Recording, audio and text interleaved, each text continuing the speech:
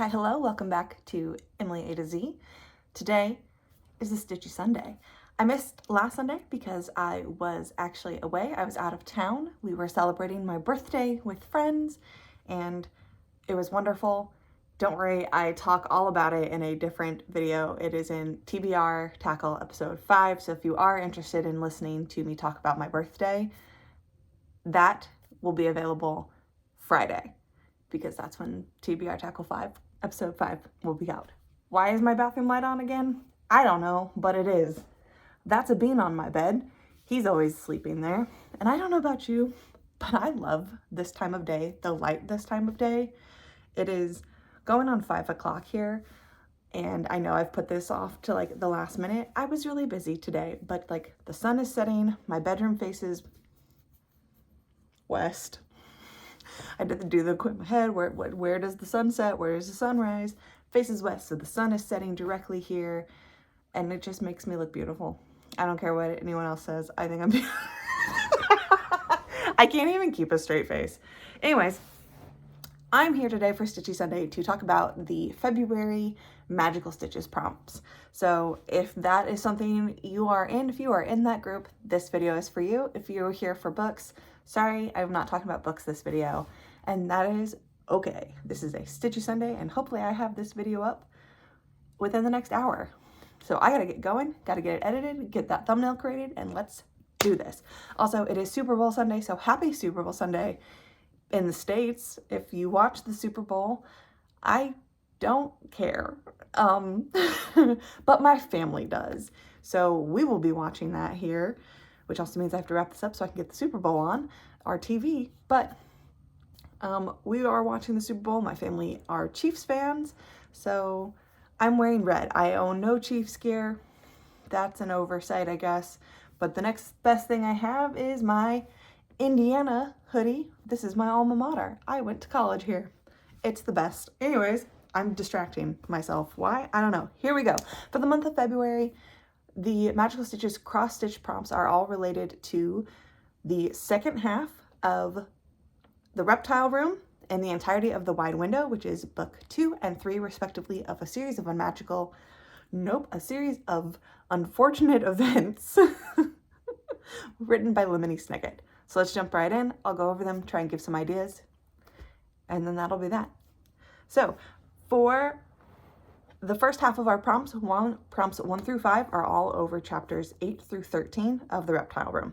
Prompt number 1, after the tragic demise, there are spoilers. Just so you're clear, there are spoilers in these prompts. So if you're, for whatever reason, if you have never read the books and you don't want to be spoiled, I don't know, maybe don't watch this video until after you've finished the book. I don't know what to tell you. If you have forgotten everything or whatever. Otherwise, sorry about it. Here you go. After the tragic demise of Uncle Monty, Stefano is still determined to abscond to Peru. In his desperation to escape with the Baudelaire children, one of those, Stefano crashes into Mr. Poe on Lousy Lane. Stitch on a whip with a car. It has to have a car in it. You do not have to stitch on the car. For example, I could use my baby Afghan blanket because it has a toy car in it. It's still a car, it just happens to also be a toy. Number 2, temporarily, can I even read my own prompts? Temporarily foiled and back at the house, Stefano makes a pot of coffee and offers some to everyone as a placating gesture, while the adults discuss how to transport everyone back to town. Stitch on a whip with coffee. Straightforward. Has to have coffee on it in some way. Could be a coffee cup, could be a coffee mug, could be a coffee carafe. I don't care. Hello, Kennedy. Hi, pretty girl. All right. Do I have any whips with coffee on it currently? You are beautiful, thank you. I don't think I do. But there's like a whole series that have that's all about coffee, right? It was like the cute little 3x3 squares. There's hair. Bye, Kennedy. Number 3. Klaus learns that if the Mamba du Mal had in fact killed Uncle Monty, then his body should have been covered in dark bruises from being squeezed while being bitten.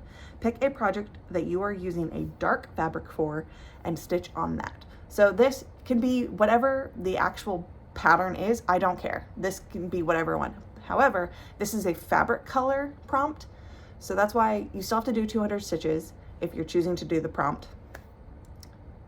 I didn't cover that. I'm assuming if you know here what to do with stitches. If you follow the prompt, it is 200 stitches.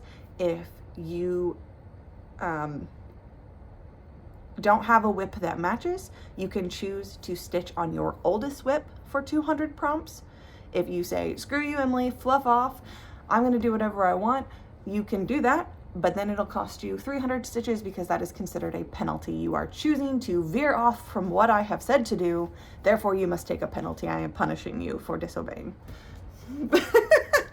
Then yes, 300 stitches, do whatever you want. The only other time that there is a specific stitch count is if I'm asking you to stitch in a color. Because it is a specific color, I will always only ever ask you to do 100 stitches in that color or color family. This one, because it's just fabric, you have to do the full 200. But it needs to be a dark colored fabric, not that it has dark in the name, nothing like that, but I'm wanting your black fabrics, your dark gray fabrics. If you have a dark brown, like a chocolate brown, something like that, where you've got a darker fabric, they tend to be a little bit harder to stitch on. I want your dark fabrics for this one. Number 4, Violet invents a makeshift lock pick when she needs to unlock Stefano's suitcase to find the evidence that he is in fact Count Olaf and murdered Uncle Monty. Stitch on a whip that has a padlock or key. The or is important there. It does not have to have both. You do not have to have a padlock and a key. You need to have one or the other. There are lots of like key to my heart whips or like patterns out there. There are several of those kind of things that are cute around this season as well for Valentine's Day. Look at some of those. I know that it's right over there. The whip that I've been using for my Whip Wednesdays, don't worry, those are coming back as well. I've just had a couple busy Wednesdays. One of the little motifs on that Halloween block is a lock and key. So that would work there. So take a look, like some seasonal, like holiday, Halloween ones or Valentine's Day might have those motifs. And then number 5, the last prompt for the reptile room is, our story ends with the Baudelaire children reminiscing on their Uncle Monty's brilliance, along with their own during this distressing time. Stitch on a whip that you find brilliant in some way and tell us how it is brilliant to you. I do love that the book ends with them complimenting each other and literally saying, Violet, you are brilliant because. I love that. Thought it was really super sweet. Drink break.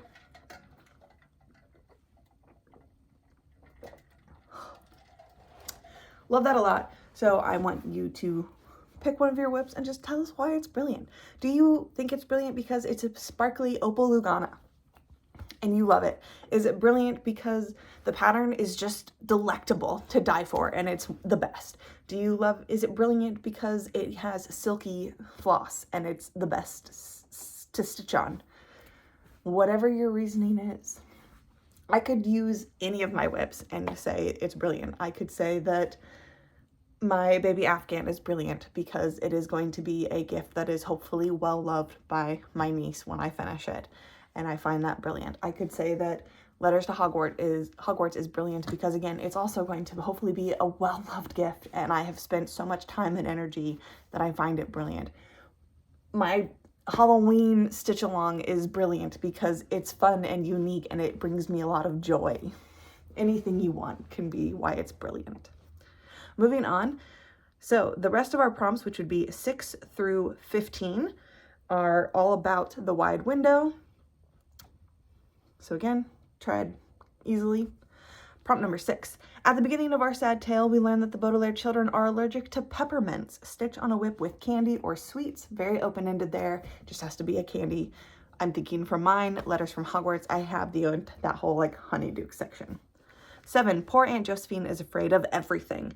Stitch on any whip you like, but pick an item in it and describe a preposterous reason to be afraid of it. And that is a key thing in this book is Aunt Josephine. She doesn't use the telephone because she's afraid. She doesn't use the oven because she's afraid, right?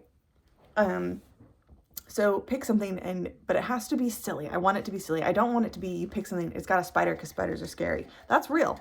Pick, like, if I picked my Halloween one, I'm looking at it, I would pick, like,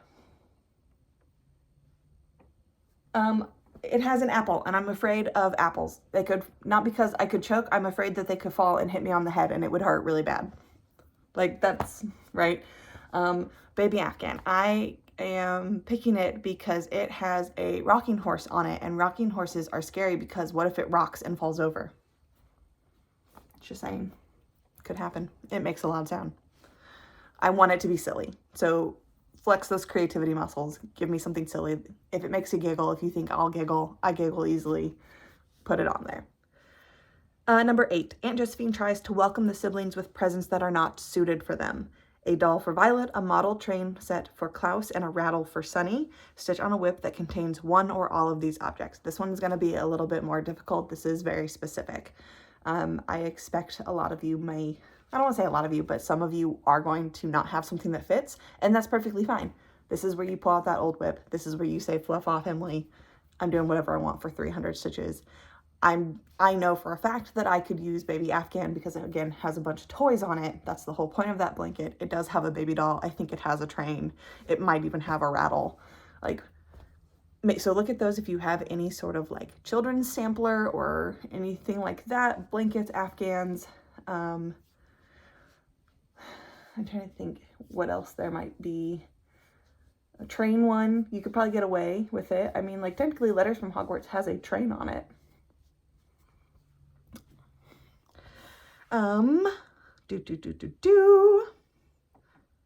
Number 9. This whole novel is full of water references. Lake, beach, dock, captain, sailboats, hook, line, and sinker.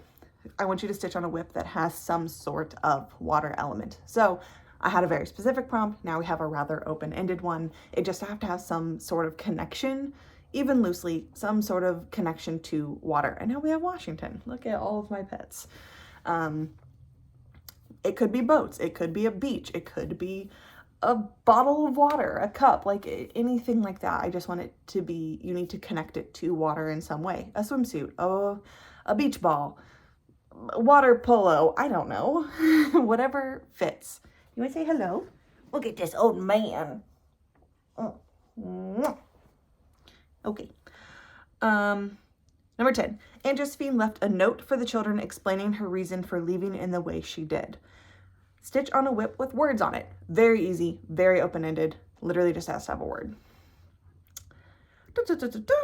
11, Mr. Poe took the children to have lunch at the Anxious Clown, a restaurant with neon lights, festive balloons, and terrible food. Stitch on a whip that matches the description of this restaurant in some way. Open to interpretation. Again, exactly what it sounds like. Make it work somehow. If you have a birthday piece that has a bunch of balloons on it, perfect. If you have a whip that you're stitching in bright neon colors, perfect. I'm thinking of a lot of the tarot sampler whip right now that a lot of people are stitching in like rainbow neon threads. It looks so cool. I'm also thinking like the Blackwork Sal, because you choose your own colors. You could do that. It could be neon. Food. It could just have food on there that you could tell me is terrible. I'd believe it. Doesn't have to actually be terrible, but you could tell me it's terrible. Don't get stuck. Don't get stuck in your head. Just go with it, is my best advice. 12. There's cat hair all over me. The Baudelaires desperately need more time to figure out what Aunt Josephine's note was trying to tell them. Stitch on a whip that you just need a little more time on. You know that one whip where you're like, if I just sat down and worked on this for like a couple days, I could finish it? That whip. Pull that whip out and work on this. Bonus imaginary points if you actually finish it this month while working on that number. That's prompt number 12. Bonus imaginary prompts. 13. The deciphered message led the children to Curdled Cave. All the locations in the book have alliterative names, meaning double sounds, like Damocles Dock, Lake Lachrymose, Lavender Lighthouse, Fickle Fairy, etc. All of these places, except for Anxious Clown, it doesn't. But they all have that. I want you to stitch on a whip whose title or the name of the designer has an alliterative name, okay? So I gave examples in the prompt, but here are this again. I have Caterpillar Cross Stitch. It has the C in the C. Okay, that's a designer name that has that. Luna's Living Room is an actual pattern that I found on Etsy that has those. We are literally in golden light now. I'm about to not be able to see. But it has that alliterative sound. It's got the 2 L's. So anything like that, make it work. I'm trying to think, do I have one? I